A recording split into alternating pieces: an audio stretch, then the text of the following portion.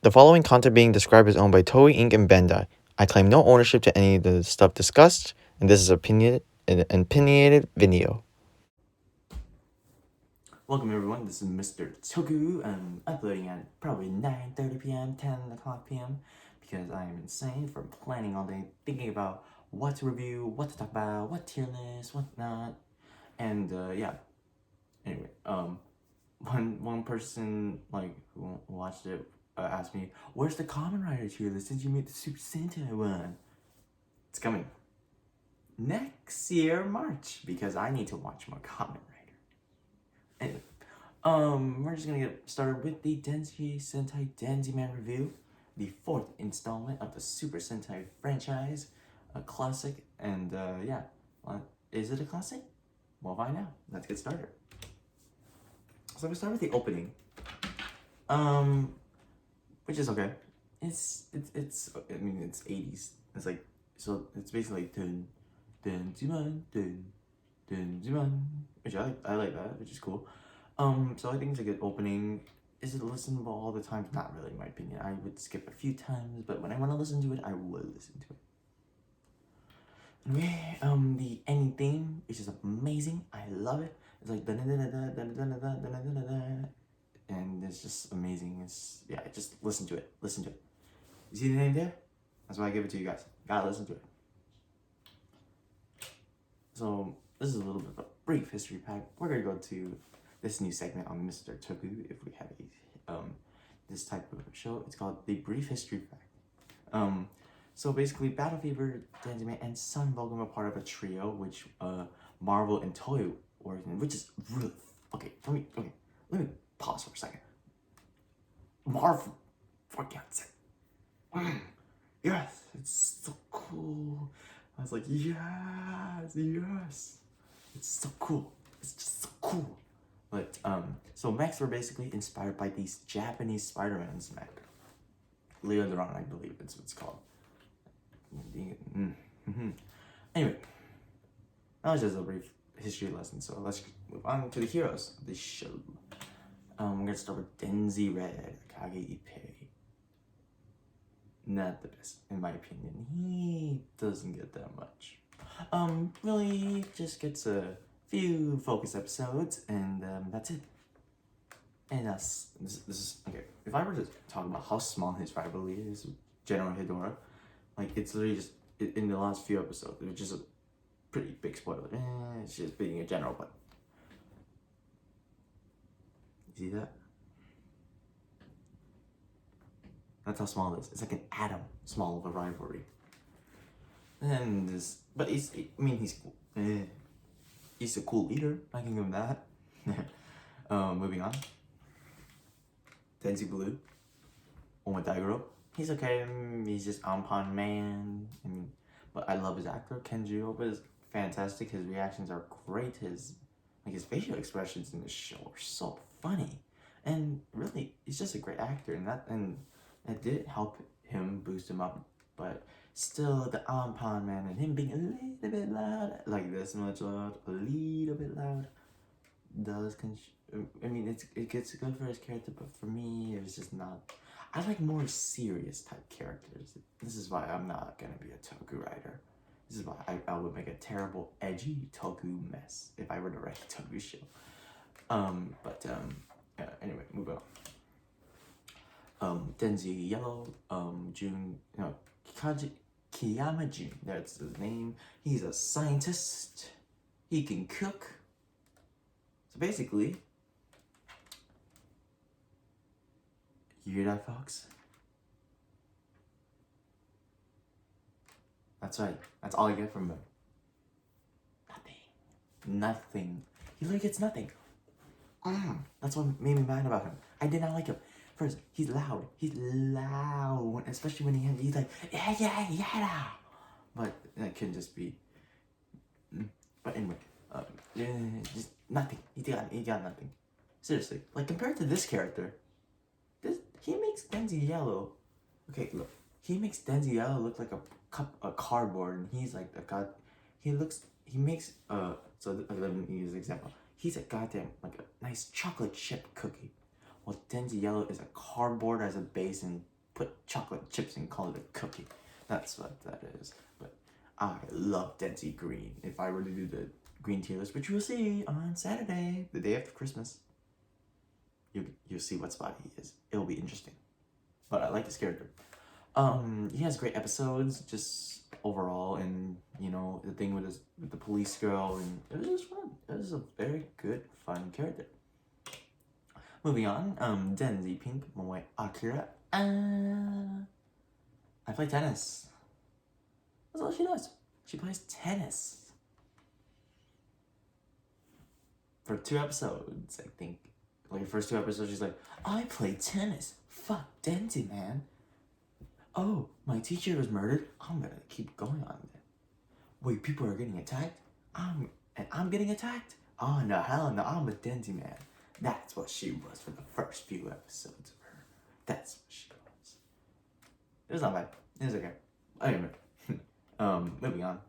Talk about the mecha of this show. This is the second Sentai with a mecha, but the first one with a transforming mecha. So I start with the Denzi Fighter, which is basically a blocky jet spaceship airplane hybrid, I think.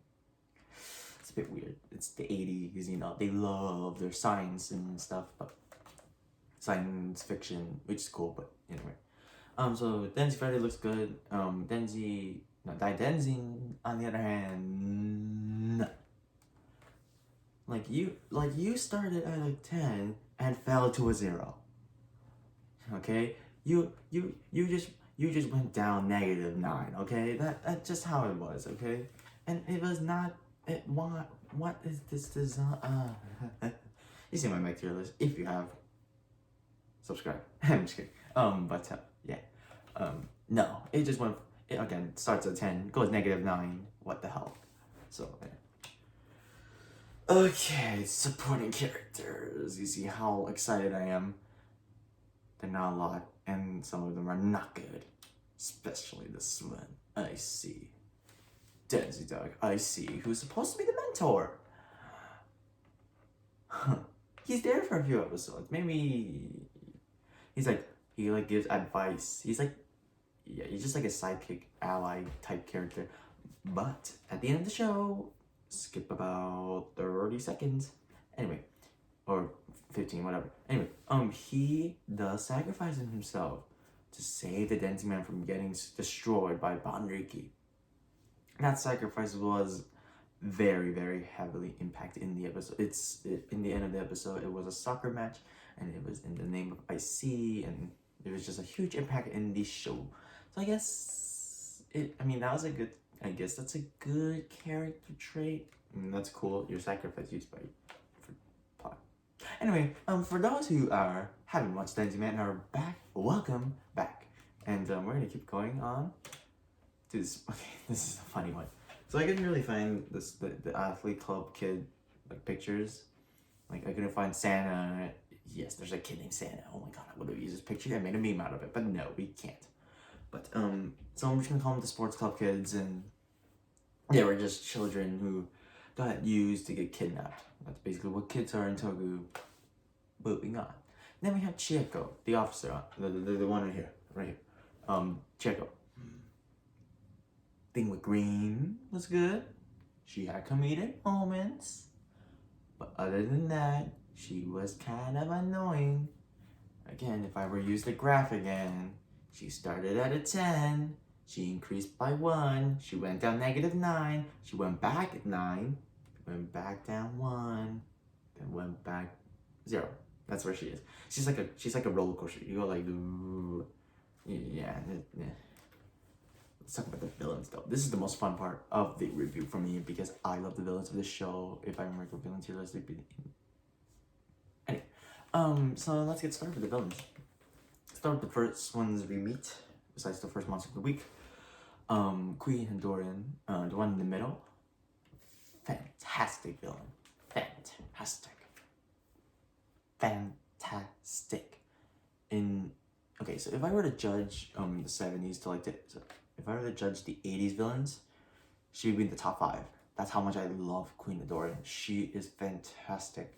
Played by the lovely Machiko Soga. and just, you know, she's fun. She loves being prettier than other women, which is funny. In general, just being, but she doesn't really fight at the end. And then again, skip a few seconds to General Hedora, but shh, this is a really big spoiler though, so shh. She doesn't die at the end of the show. She does not die at the end of the show. Yeah, the final villain of the show is defeated. Yeah, so anyway, let's go to General Hedora. He was okay in some aspects. He was really okay. He was just okay, really. He started at a -9, and in the last 4 episodes, he went to infinity good. He is so good at the end of the show. He really manned up. I mean, this is such a cool design, first of all, but he really went. If this is manliness level or like honor level was like here, he went on like that, like that, like that. But anyway, let's talk about the one, and then we're just gonna talk about Miri and Kira very briefly. They're generals who do dirty work. However, them doing these disguises and tricking and manipulating people is very cool, and they do it a lot, which makes it even cooler. Yeah. So in episode 37, this is gonna be the next villain. A new villain gets introduced. Demon King Banriki. He starts off very badass, destroying everybody, destroying the Denziman and Denziman like a badass. And then for the rest of the show becomes Dokuku. God damn it, man! You're so sad to be a good villain. He's okay. Again, a lot of the villains are, a lot of the show is just okay in my opinion. But if I were, let's just okay. But Banriki is okay. No, that's an overstatement. He's slightly he's below average. Let me say below average. He does not do anything as episode 38 or 9, whatever, to be the last episode until he dies, and he dies because of bullshit. Anyway, so moving on. The story. It's Showa, and with Showa, you have episodic shows, and then we have kids getting kidnapped, the Rangers kind of getting kidnapped, and then they have to find the base, and then they have to capture the kids, and then not capture, they have to find the kids. And that's the show. But sometimes it got really interesting, like and then a few times where like they had to solve problems, and that was just cool. The end of the show is really where the story takes off. Like the last 10 episodes is really where the story just goes. See that snap? That's a clean snap. It's such a good story at the end. Okay, this is another huge spoiler. So be aware if you don't like spoilers. Just skip until I talk about the next section. But because the rest of the story part is just gonna be about spoilers. So be aware. But okay, this is gonna be a lot to take in. Okay, and to talk about. So first, Banriki wants to beat the ruler of the Vader clan. It's called the Vader clan, first of all. Dark Vader. No, just kidding. God, if Dark Vader was based on that, freaking cool. But so Banriki wants to take over the Vader clan. Hidoran says fuck that, but he's too powerful, so he says hell yeah. And then at the end, Hedora, Banriki and Hedora have had a little bit of a rivalry. So Hedora tries to prove himself to beat the Denshi Rangers, but in the end, he dies as an honorable warrior. And then at the end, Banriki is the ruler for like 10 minutes, and then Hidoran pulls the bullshit with IC, and then they beat the Banriki and his monster. And then Mira and Kira die because they wanted to kill themselves for the queen, which is okay. They're pawns, whatever. But at the end of the show, Queen Hedorian is literally sitting there. Okay, let me recreate this. This is why I'm a good actor. Actually. She's like this. Like her hands like, oh god, Jesus Christ. She's like, I'm alone. No one's here. You win. I'm gonna take a nap, and you can see me in the next show. Bye.